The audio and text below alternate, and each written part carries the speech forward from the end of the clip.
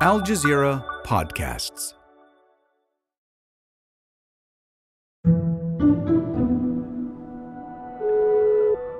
Anan Quzmar spends most of his days on the phone with someone in Gaza,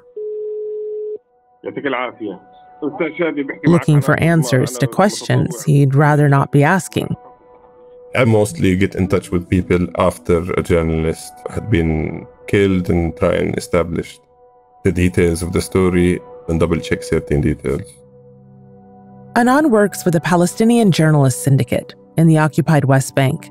It's one of the few organizations, he says, that's trying to keep journalists in Gaza alive. Journalists like Al Jazeera's Dahdouh are being deliberately targeted by Israel, and others have received threats from the Israeli military to cease their work. And according to his organization, more than 100 journalists have been killed in Gaza since Israel's war began. More journalists have died reporting or filming in Gaza in just 3 months than during the 6 years of World War II. It's been hard on their community, including Anan.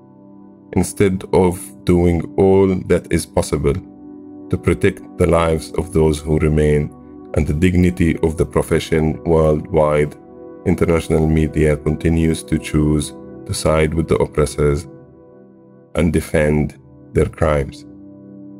So what's left of journalism in Gaza? Has the world abandoned these journalists? And why? I'm Malika Bilal, and this is The Take.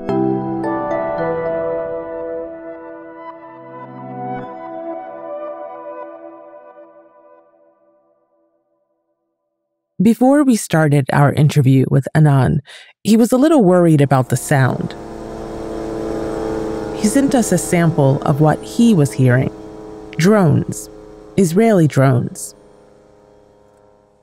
Maybe it's useful to mention that we are, Tulkarem, where I am, is under incursion, and there'll be sometimes some noises. You are based in the occupied West Bank city of Tulkarem, and not too long before we started this interview, there were Israeli drone strikes on the Tulkarem refugee camp. Actually, just before I went to sleep last night, I could hear the drones flying low, which is usually an indication that an incursion is about to start. So I just basically rushed myself to sleep so that I don't hear all the noise that happens. When I woke up, within a few hours, we heard a loud explosion.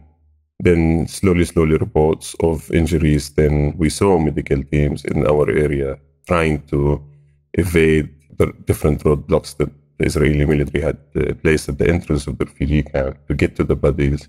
And they were prevented from reaching them until 4 had passed away, mostly young men, in a drone strike by the Israeli army. I'm so sorry to hear that.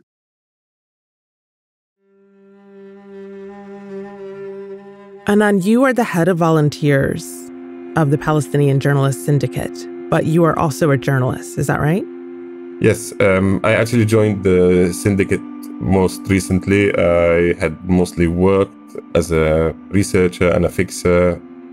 I only joined as a volunteer at the beginning of this war. And what got me to join is what looked like a systematic targeting of Palestinian journalists so early on. I, like many others, rushed to the syndicate to see if there is anything we can do. And since then, none of us imagined that 100 days later, we're still doing the same thing that we thought that we will be able to stop by highlighting. We failed. And it's not that what's happening to journalists in Gaza isn't being highlighted, he says. It's being reported, but that's where he sees problems. Most of the incidents are reported, but the way they are framed, how much weight these claims were given, and the way they were presented, equivalent to the counterclaims and the license to slander and accuse every Palestinian, whether journalist, poet, or whatever, of being a legitimate target of Israel's military campaign, has enabled the continuation of the killing campaign against our journalists. So let's talk about one of the latest incidents that happened just a few weeks ago. Hamza al-Dahdouh, our Al Jazeera colleague, was killed. Hamza's father, Wael, is Al Jazeera's Gaza bureau chief. He was wounded in a previous airstrike that killed his cameraman, Sama Abu-Gad. That followed an attack in which 3 generations of Wael's family, including his wife, were killed. Now, in this January strike, that happened a few weeks ago, Hamza was traveling with other journalists in a car in Gaza. He was killed alongside Mustafa Thuraya, a friend and a freelance journalist working for AFP. And one of the most heartbreaking interviews, they compound because there are so many tragic interviews that Wael al-Dahdouh, the father of Hamza, has given. And in one in which he was talking to the press after the killing of his son, he said, "The world must see with its own eyes and not Israel's eyes." It should see and listen to everything happening to the Palestinian people. What did Hamza do to Israel? What did my family do to them? What did the innocent civilians in the Gaza Strip do to them? They didn't do anything, but the world turns a blind eye to what's happening in Gaza. But Wael's voice has rarely been heard outside of Arabic media. And it's not just one journalist or one family of a journalist. Had it been any other nation that had lost some of its top journalists and close to 10% of the journalists in Gaza alone, I think the level of outrage would have been not a single mainstream media outlet has spoken to our syndicate in a serious way. You haven't seen the Palestinian journalists on TV except to report the killing of their colleagues. They haven't been properly interviewed until some of these quotes that Wael has been coming, I think Wael has been rewording this for, 3 months now? Rewording the same plea that the media coverage is helping this. I think for anybody who's heard the latest sentence or phrasing that we're being killed twice, once by the bombs and the other by the silence, it came across as mild, to be honest with you. The situation is beyond imagination. And look, we've been talking for how long, and we're just talking about those who were killed. As you heard, Anan and his organization are saying almost 10% of the journalists in Gaza have been killed. The percentage of journalists, for example, who were killed across the Gaza Strip shows also a level of targeting. Our investigations shows that the vast majority of those were targeted. For example, 96 out of 109 journalists were actually targeted. And there are others we couldn't determine who was the specific target for the strike. So it could still be them. But at least 96 were specifically targeted according to our investigations. And it's having an impact on the journalism. Mustafa Thuraya, who we mentioned before, was with Hamza, was a cameraman. The common perception in Gaza was that they were targeted because Mustafa was one of the last skilled media drone operators who are and have been showing the level of destruction caused by Israel's military campaign all over Gaza. After the break, we hear from journalists in Gaza and one journalist who's left.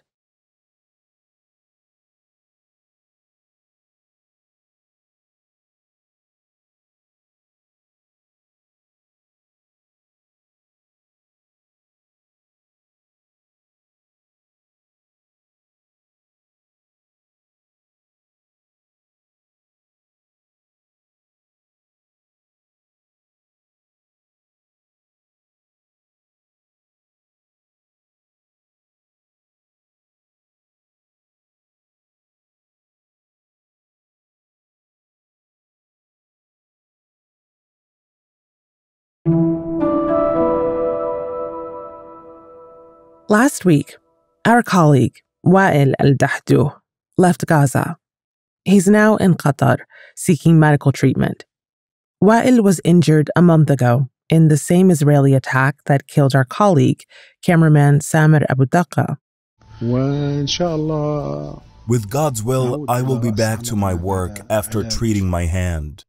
But not every journalist makes that choice to continue.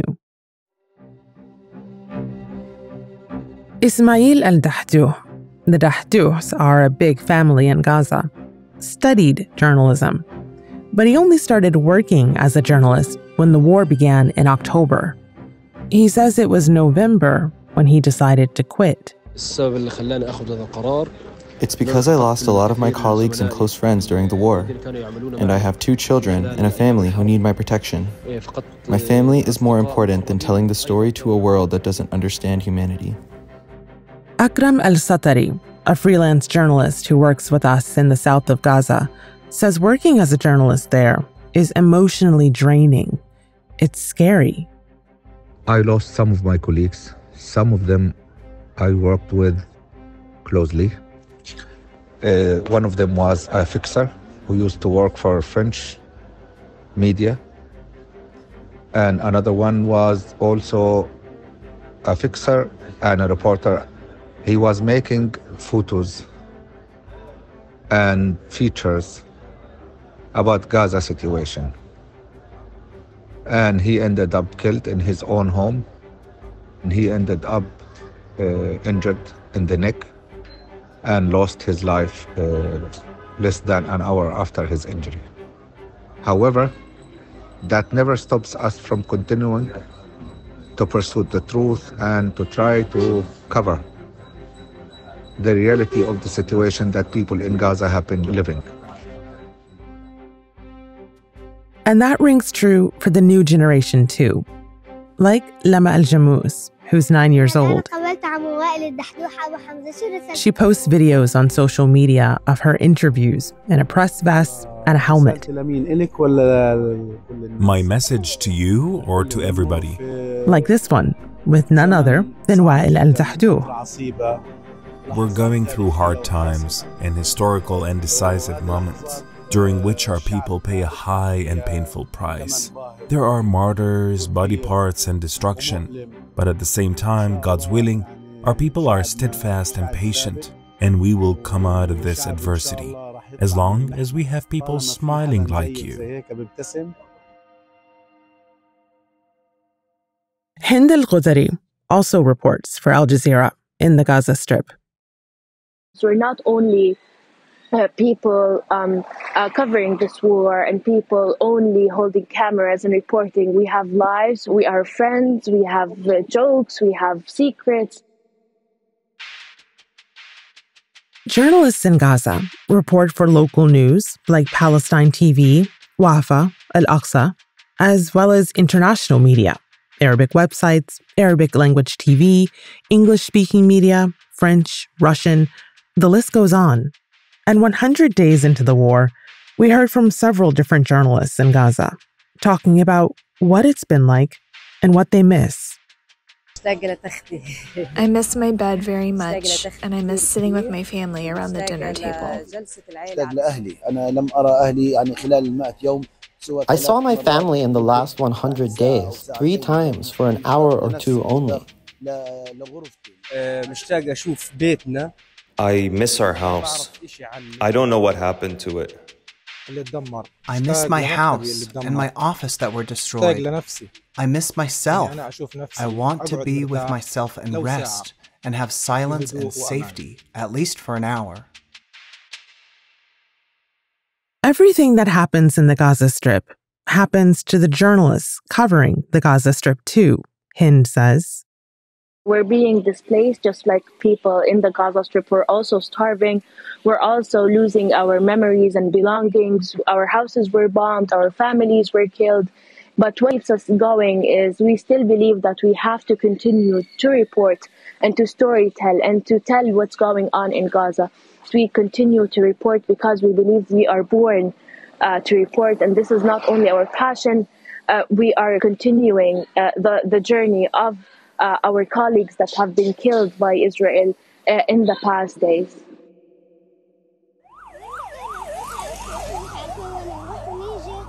The day after we spoke to Anan from the Press Syndicate, he heard from Hala Asfour, another journalist still on the ground. She'd sent this to Palestiniyat, a group that helps female journalists. Hala was near Al-Nasser Hospital in Khan Yunis as it was slammed by Israeli forces. She gave Anan permission to share it with us. About 70% of the people have left. There's barely a street between us and the Israelis. A lot of journalists have left. The situation is very bad. We are not made to handle this sort of situation. We are having to make decisions that, at the level of risk or stakes that far beyond what we are used to, in the sense of even advising journalists what is the safest thing. The decisions that people have to make are unimaginable. And we noticed the press credentials count for nothing if you're Palestinian. The level of outrage is nowhere near by the organizations that are supposedly there to protect press freedom. So, Anan, I wonder what you make of this recent report from The Intercept that showed the difference in coverage between U.S. outlets' coverage of Israel and what's happening in Gaza. They write, the tallies reveal a gross imbalance in the way Israelis and pro-Israel figures are covered versus Palestinians and pro-Palestinian voices, with usages that favor Israeli narratives over Palestinian ones. Am I surprised? No, you're asking the wrong person for that. We've gotten used to it. I find it offensive. I've always found it offensive. I find that international media for a long time, many of it, creates a safe haven for anti-Palestinian racism. No other form of racism is accepted. To use an example, Channel 4 did a report about Hamza and Mustafa, and after the story in the studio, not a Palestinian journalist or voice, not the head of the International Federation for Journalists, not the head of British Federation of Journalists, not a famous British journalist who is outraged about this campaign. Instead, an Israeli spokesperson to talk about one of the most horrific and obvious and well-documented crimes that Israel has committed during this war, which is the killing of 2 journalists for covering an Israeli strike. And from the ground in Gaza, Hind is calling on journalists around the world to make a different choice, to listen to the journalists in Gaza and to look out for them. In every conflict, there is a global and international protection for journalists. Journalists are literally being targeted. We call for protection just like any journalist working as normally in this world. After months of doing this work, of trying to help the journalists in Gaza and trying to highlight their stories, Anan has come to a very sad conclusion. These journalists are seen as a portal of hope for many of the people in Gaza because they are the ones who are getting the story to the world. And that is seen as one of the ways that it can be stopped. By killing them one by one with huge impunity is almost showing off the ability to kill hope in Gaza.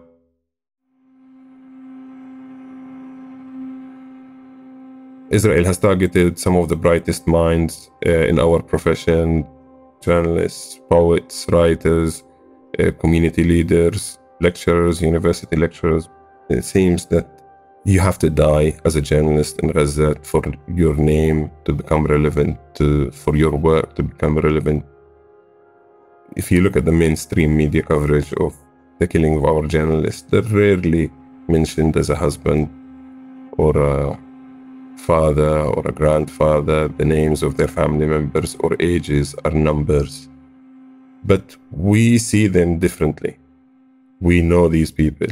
We know, but we are not able to bring the attention to the world. And I think we will need to reflect on this for a long time. And that's The Take. This episode was produced by Amy Walters with extra help from Sariyad Khalili, with Ashish Malhotra, Chloe K. Lee, David Enders, Faranisa Campana, Khalid Sultan, Miranda Lin, Nagin Oliayi, Sonia Bagat, Zaina Badr, and me, Malika Bilal. Our sound designer is Alex Roldan. Alexandra Locke is The Take's executive producer, and Ney Alvarez is Al Jazeera's head of audio. We'll be back.